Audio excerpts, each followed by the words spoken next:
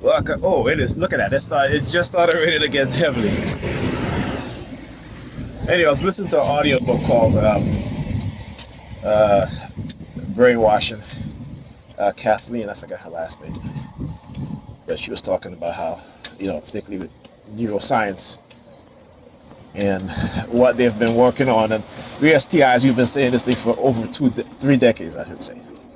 For me, over 2 decades. Um, they are well ahead of what they want the public to believe. All right, they engage in cognitive warfare, covert warfare, in order to set up and trap,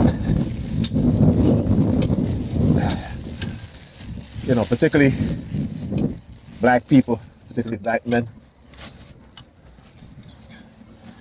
As we know from Peter Bragg talking about the Violent Initiative and what these people have been planning. These are liberal, white coats, these neuroscientists funded by elites, funded by the US government to engage in what? Non-consensual human experimentation, the continuation of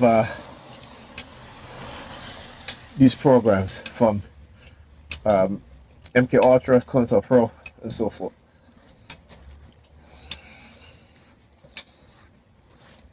Trying to get through here.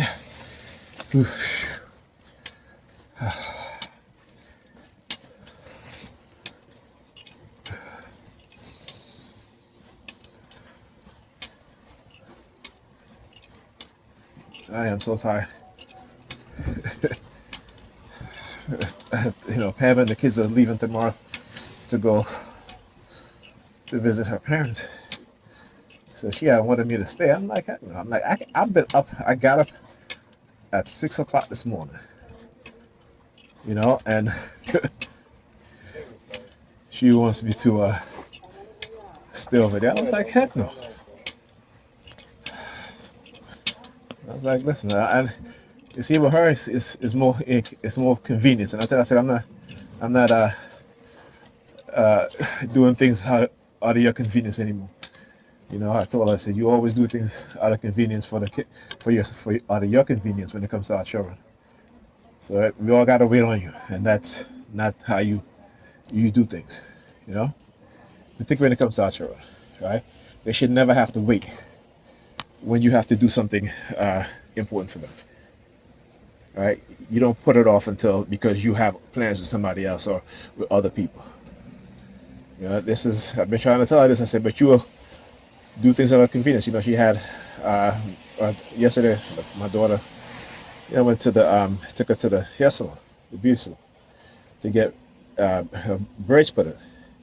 Now Pamela could have set up the appointment over the weekend, last weekend. But no, she had, Saturday she was out most of the day. All right. And now last minute is when she wants to do it. And I had to, sit for a couple hours, and then I was like, listen, I gotta go. She was like, can you stay? I was like, no. So this morning I look at my phone, I saw my daughter send me a text at 1:30 at night. And I'm like, so when I got there this morning, my daughter was like, oh, we didn't leave there until 1:30. And I was like, wow. Well, a little after 1. And I was like, wow. I'm like, wow. Tell you,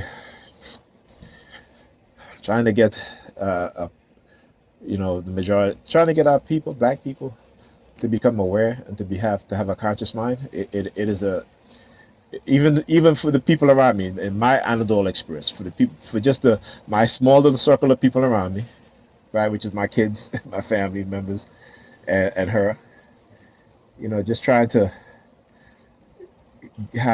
give them some sense of, help them to gain some sense of awareness of what's going on, some form of consciousness. It's a hard task, when people have been so conditioned for so long. They just refuse to wake up because of that religion, that religion, the bane of black people, that conditioning. All right. Anyhow, talk to you guys in the next video.